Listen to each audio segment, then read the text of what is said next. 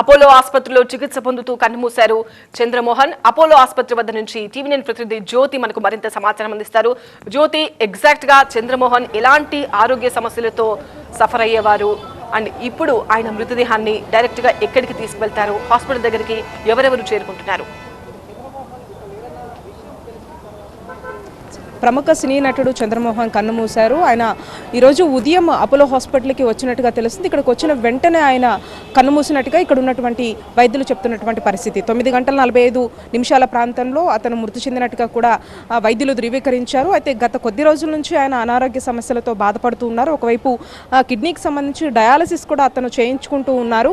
ఈ క్రమంలో కొన్ని రోజుల నుంచి ఆయన అనారోగ్య పరిస్థితుల దృష్ట్యా చికిత్సను తీసుకుంటున్నటువంటి క్రమంలో ఈరోజు ఉదయం హాస్పిటల్కి తీసుకొచ్చిన తర్వాత బ్రాడ్ డెడ్ అయినట్లుగా ఒకవైపు చెప్తున్నటువంటి పరిస్థితి. 9:45 ఆయన కన్నుమూశారు. అయితే కొద్దిసేపటి తర్వాత ఇక్కడ నుంచి ఫిలిం నగర్లో ఉన్నటువంటి చంద్రమోహన్ నివాసానికి ఆయన పార్థివ దేహాన్ని తీసుకుని వెళ్తారు.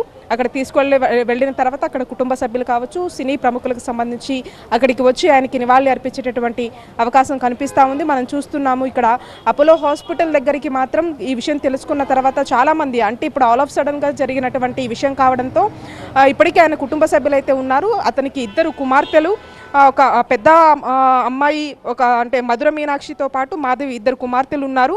ఇద్దరికి కూడా వివాహాలు అయ్యాయి. మధుర మీనాక్షి సైకాలజిస్ట్గా ఆమె అమెరికాలో స్థిరపడ్డారు. అంతేకాకుండా 2వ కుమార్తె అయినటువంటి మాధవి కూడా డాక్టర్గా చెన్నైలో ఆమె చేస్తూ ఉంది. అయితే ఎన్నో సినిమాలు అతను చేశారు. దాదాపు 175 సినిమాలకు పైగా అతను హీరోగా నటించారు. 932 సినిమాలు అతను వివిధ క్యారెక్టర్లో జీవించారని చెప్పుకోవచ్చు. ఎందుకంటే 16 ఏళ్ల వయసు శ్రీదేవి లాంటి హీరోయిన్స్ని పరిచయం చేయడము, అంతేకాకుండా ఎంతోమంది హీరోయిన్స్ పక్కన ఆయన హీరోగా నటించారు.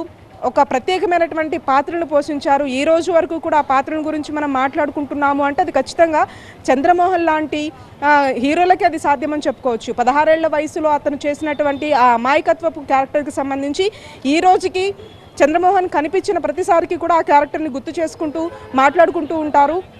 7/G, బృందావని కాలనీ లాంటి సినిమాలో తండ్రి క్యారెక్టర్ కావచ్చు, అంతేకాకుండా మొత్తం ఒక హీరోగా ఒక ప్రధాన క్యారెక్టర్స్ ఏమున్నా కానీ అతనికంటూ ఒక మార్కుని క్రియేట్ చేసుకున్నారు.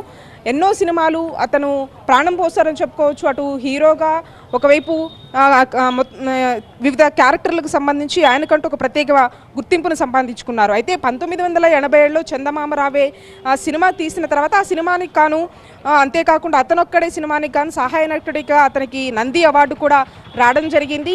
చందమామ రావే సినిమాకు గాను అతనికి నంది అవార్డు రావడం జరిగింది. 2005లో 16 ఏళ్ల వయసు సినిమాకి సంబంధించి ఫిలిం ఫేర్ అవార్డును కూడా ఆయన సొంతం చేసుకున్నారు. ఈ విధంగా చెప్పుకుంటూ పోతే ఎన్నో సినిమాలు, రంగుల రాట్నం, 16 ఏళ్ల వయసు కావచ్చు, సీతా మహాలక్ష్మి, రాధా కళ్యాణం, 2 చందమామ రావే, రాప్టా, ఇలా చాలా సినిమాలు ఆయన ప్రత్యేకంగా ఎన్నో సినిమాలను తీసి ఆయనకంటూ ఒక గుర్తింపుని సొంతం చేసుకున్నారు.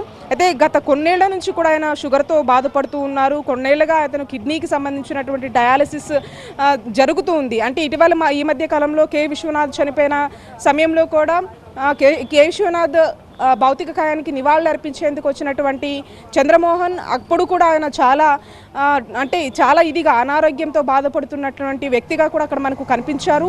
ఆ సమయంలో అక్కడ ఉండి ఆ తర్వాత వెంటనే డయాలసిస్కి వెళ్తున్నట్లుగా కూడా టీవీ9తో ప్రత్యేకంగా మాట్లాడి చెప్పడం కూడా జరిగింది. అంటే కొద్ది రోజుల నుంచి కూడా ఆ అనారోగ్యంతో బాధపడుతూ ఉన్నారు. కిడ్నీ సమస్య కావచ్చు, షుగర్ లాంటి ఈ విధంగా అనారోగ్య సమస్యలు ఉన్నాయి. కాబట్టి ఈరోజు ఉదయం హుటాహుటిన కాస్త ఆయన సీరియస్ అవ్వడంతో ఇక్కడ హాస్పిటల్ తీసుకురావడం జరిగింది. తీసుకొచ్చిన వెంటనే అతను బ్రాడ్ డెడ్ అయినట్టుగా కూడా ఒకవైపు చెప్తూ ఉన్నారు. దీనికి సంబంధించి ఎన్నో సినిమాలు, 1 కాదు 2 కాదు, ఎన్నో 932 సినిమాలంటే అది మాటలు కాదు, ప్రత్యేకమైనటువంటి క్యారెక్టర్స్ను చేశారు. ఈ క్యారెక్టర్కి చంద్రమోహన్ మాత్రమే సెట్ అవుతారు అని చెప్పేసి కూడా ఎంతోమంది అప్పటి నుంచి ఇప్పటి వరకు కూడా ఉన్నటువంటి డైరెక్టర్స్ అది భావిస్తూ ఉంటారు. ఎంతోమంది అగ్ర హీరోలు కావచ్చు, అగ్ర హీరోయిన్స్ ఎవరైతే ఉన్నారో శ్రీదేవి, జయసుధ, జయప్రద లాంటి హీరోయిన్స్ సైతం పక్కన హీరోగా నటించడం కావచ్చు, ప్రతి ఒక్కటి అప్పటి నుంచి ఇప్పటి వరకు కూడా సినిమానే ప్రాణంగా భావించుకుంటూ ఎన్నో క్యారెక్టర్స్ని, ఈ క్యారెక్టర్ ఇస్తే తాను చెయ్యను అనేది ఎప్పుడు కూడా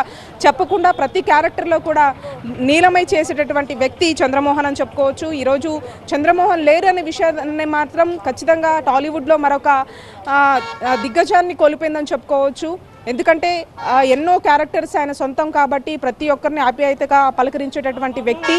ఎటువంటి కండిషన్లో కూడా అంటే ఒకవైపు కిడ్నీకి సంబంధించినటువంటి డయాలసిస్ చేయించుకుంటున్నప్పటికీ ఆయన ఎక్కడికి ఎటువంటి ఇన్సిడెంట్ ఉన్నా లేకపోతే ఇండస్ట్రీకి సంబంధించినటువంటి ఏ విషయమైనా కూడా ఖచ్చితంగా వస్తారు, ఆ విషయాల గురించి మాట్లాడతారు. అలాంటిది ఈరోజు చంద్రమోహన్ లేరు అన్న విషయాన్ని మాత్రం ఎవరూ జీర్ణించుకోలేకపోతున్నారు. మరి కొద్దిసేపట్లో అపోలో హాస్పిటల్ నుంచి ఫిలింనగర్లో ఉన్నటువంటి చంద్రమోహన్ నివాసానికి ఆయన పార్థివ దేహాన్ని తీసుకెళ్లేటటువంటి అవకాశం ఇక్కడ కనిపిస్తూ ఉంది.